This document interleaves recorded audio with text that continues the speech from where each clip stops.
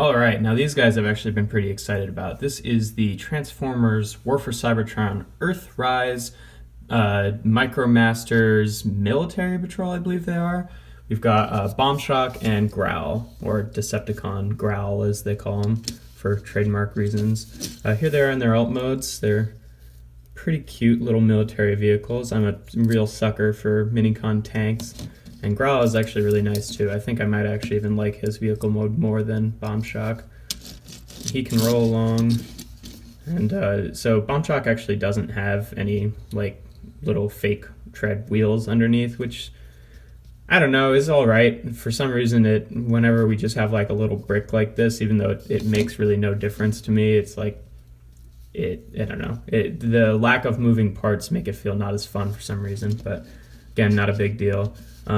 These guys actually in their alt modes can still use these effect parts. They've got the little millimeter ports on the front there, so you can plug in blast effect parts from your other War for Cybertron figures. So pretty cool. To transform these guys, oh well, comparisons first, right? So here they are. Here again are Daddy-O and Trip-Up. See what they look like there. So, you know, pretty much the same size as all your other Siege Micromasters. Here they are with G1 Erector. Now for transformation, starting off with Bombshock. First you want to rotate his turret around, and then fold his legs out. And he's got these little heel struts, which don't really have any actual like locking place, but they can pretty much be adjusted as needed. Thank God they're tight enough to do that. Hopefully they don't loosen up over time, because I could see that being really annoying. Then you just untab his arms here and kind of pull them down on the double hinge, or I suppose it's a hinge and a ball joint. And then take his chest section here and just fold it down. And there you have Bombshock. And for Growl, first you want to start off by just removing his little gun, just pegs into the top there. Then with him, you also just flip up his legs, untab them if they haven't already, untab the arms. The head is a little tricky. You can pull this section up. I like to pull it back all the way and pull the peg out, just because it's kind of tricky to get a fingernail in there and get his head out. And then from there, you're supposed to fold down the peg and then fold it sort of halfway. And this little tab section here will kind of loosely peg into this slot in the back. So it's supposed to sit at kind of an angle like that. And then with his weapon, you can plug it onto his arm as a little fusion cannon. I kind of like to put it the other way. So for like when he's not battling, it's just sitting off his arm like that. And then when he would go into battle, it would flip around. Yep, and that's them. And I'm going to start off by complaining about the same thing that I did last time with Growl. So if you remember from the Daddy-O and Trip-Up review, I talked about how Trip-Up's heels just like inexplicably rounded out at the back for no reason, and it does nothing other than make it really hard to stand. And Growl's are even worse.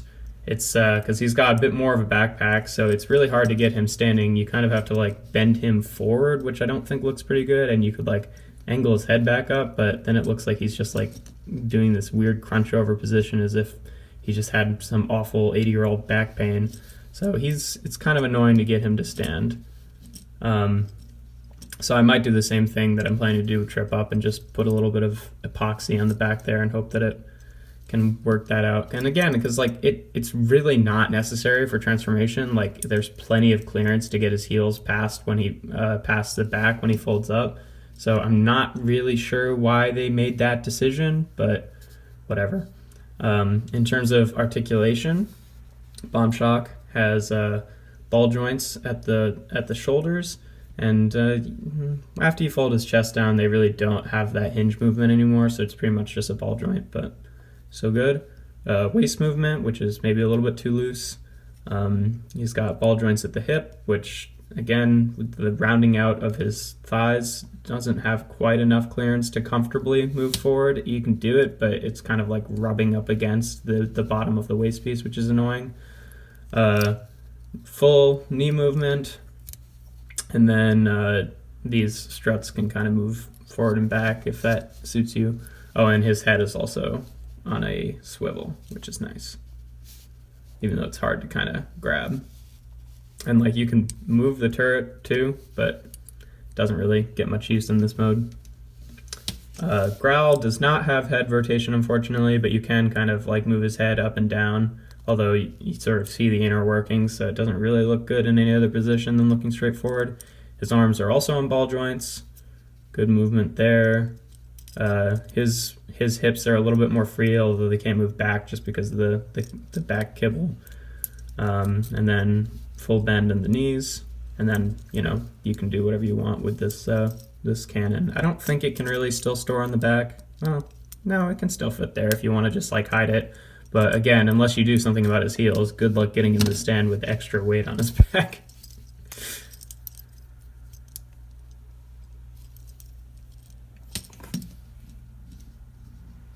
Here they are again with Trip Up and Big Daddy. So pretty average size. Again with G1 Erector in his robot mode. And lastly, what you can do with these guys is turn them into a weapon. And theirs is actually a little bit more interesting than a lot of the other Micromaster weapons. So let's see if I can remember how to do this. All right. So I think for Bombshock, you want to like half transform him back into his vehicle mode just by putting the chest and the arms back up. The cannon and the turret, you just bend down like that, rotate his waist around, peg the legs together, and then just bend him at the knees and put these struts up like that, which I guess maybe are supposed to be like secondary cannons, but it doesn't really work that way. And then rotate the turret around. You want to unplug the weapon from Growl. Make sure to take out this peg. Then you want to pull this down all the way, so it's like that. Waist, no waist rotation, so it stays like that. Peg his arms in, and then take the weapon and plug it back into where it was in vehicle mode, but facing the other direction. And then fold his head down. Then you take the peg that you revealed from Growl, and then there's this peg hole in the back of the turret from Bombshock, and you plug them together, and that's their weapon. It's I don't know, I kind of like it. I wish that it secured a little bit more tightly, like on top too, instead of just on the bottom, because it kind of has a tendency to sag down like that. Or at least if you could kind of like pull these down to fill the gap there. But I don't know. Maybe I just like it because it's a little bit more interesting than the other a lot of the other weapon modes from these Micromasters. But we can again bring in Sideswipe, even though he's an Autobot, but he's just the guy I've got standing here. Pretty average dude, Sideswipe, good for showing off weapons and not being distracting. It's kind of a neat, sort of heavy weapon, and again, you can take any of your blast effects and plug them into Growl's weapon here, which again, kind of doesn't help with weighing it down, but you can also, on the bottom of Growl's feet, put in other blast effects. So he's got kind of a triple barrel, weird Cybertronian launcher thing. I guess you could, if you wanted to, take Growl's cannon and put it on like the side, if that would be preferable. I don't know. It's a little weird, but it's more interesting than some of the other ones we've got. But yeah, that's the review for Transformers, War for Cybertron, Battle Masters, Earthrise, Military Patrol, 90 titles, Bombshock, and Growl.